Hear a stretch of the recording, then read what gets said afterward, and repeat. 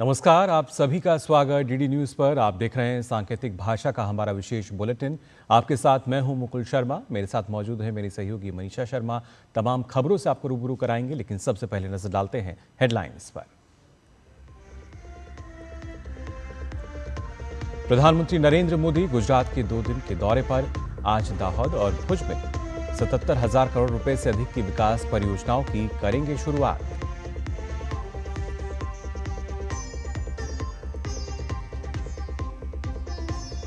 रविशंकर प्रसाद के नेतृत्व में सर्वदलीय प्रतिनिधिमंडल पाकिस्तान को बेनकाब करने पहुंचा फ्रांस।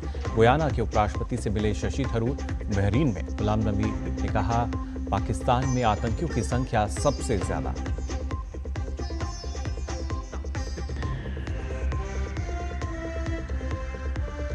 भारत और मालदीव के बीच द्वितीय उच्चस्तरीय कोर ग्रुप की बैठक नई दिल्ली में आज।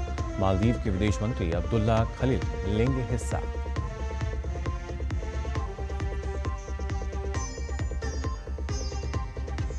गृह मंत्री अमित शाह 3 दिवसीय दौरे पर पहुंचे महाराष्ट्र। नागपुर में 2 सार्वजनिक कार्यक्रम में होंगे शामिल। शाम में नांदेड़ में करेंगे जनसभा।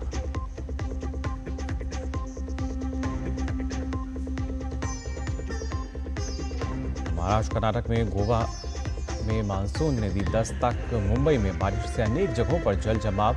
दिल्ली में फिर रात में हुई बारिश।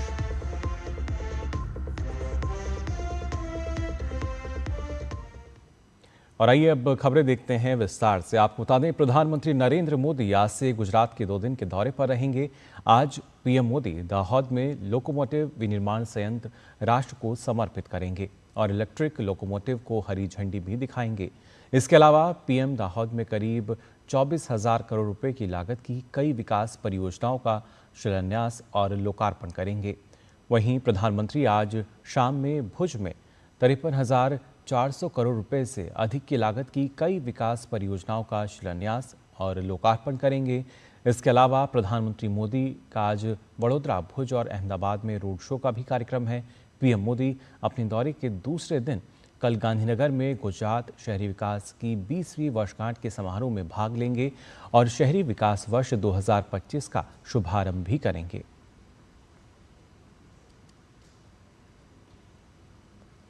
आतंकवाद पर पाकिस्तान को बेनकाब करने के लिए भाजपा सांसद रविशंकर प्रसाद के नेतृत्व में सर्वदलीय प्रतिनिधिमंडल फ्रांस पहुंच गया है।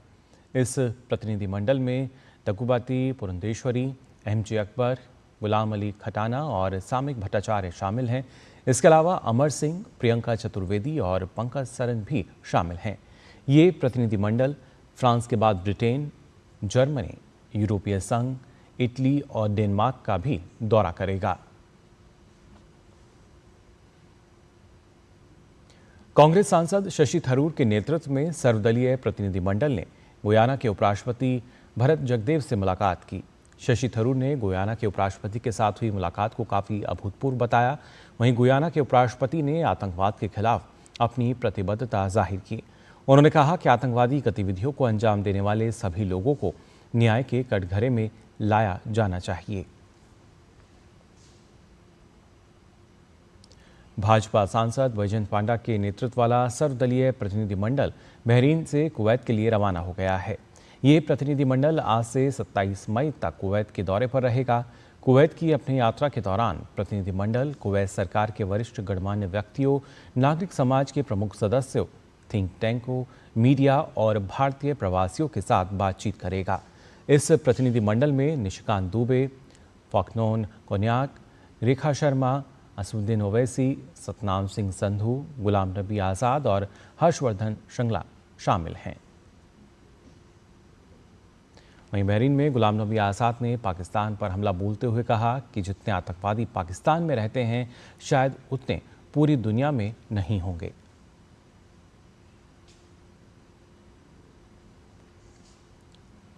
शिवसेना सांसद श्रीकांत शिंदे के नेतृत्व में एक सर्वदलीय प्रतिनिधिमंडल कांगो के दौरे पर है। प्रतिनिधिमंडल की सदस्य बांसुरी स्वराज ने कहा कि ऑपरेशन सिंदूर केवल एक सैन्य अभियान नहीं था, बल्कि ये न्याय का नया संकल्प है। जो भारत ने विश्व के सामने प्रस्तुत किया है। वहीं डीएम के सांसद कनिमोझी के नेतृत्व में सर्वदलीय प्रतिनिधिमंडल स्लोवेनिया के दौरे पर जुब्लाजाना पहुंचा। प्रतिनिधिमंडल का स्वागत स्लोवेनिया गणराज्य में भारत के राजदूत अमित नारंग ने किया। इससे पहले दल ने रूस का दौरा किया था। कनिमोझी ने कहा कि रूस हमारी कार्रवाई से सहमत है।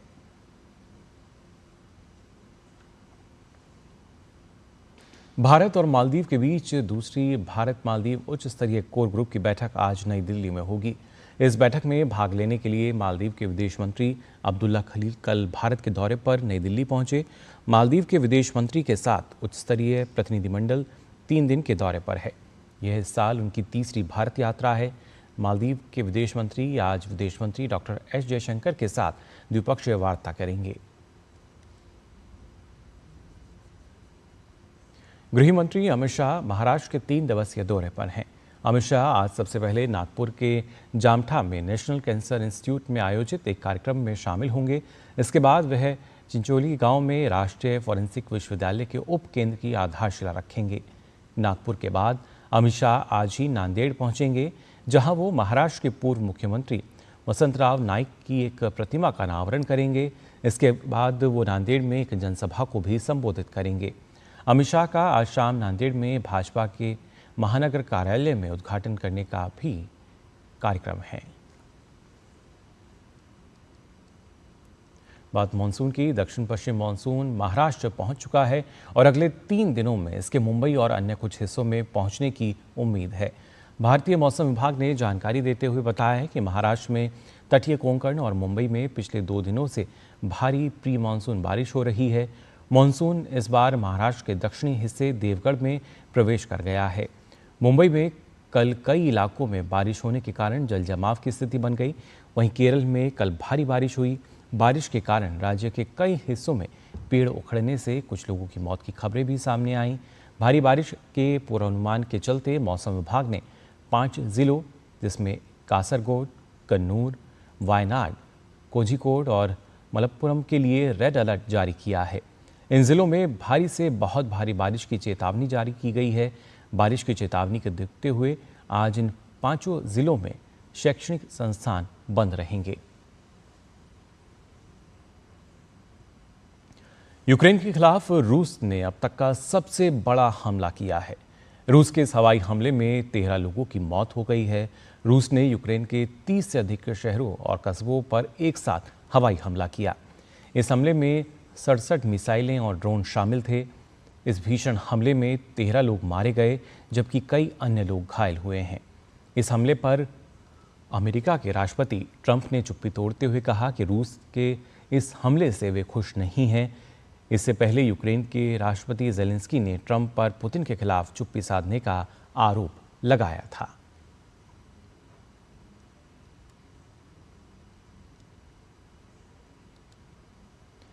तो फिलहाल के लिए सांकेतिक भाषा के इस विशेष बुलेटिन में बस इतना ही। मुझे और मेरी सहयोगी को दीजिए अनुमति। नमस्कार।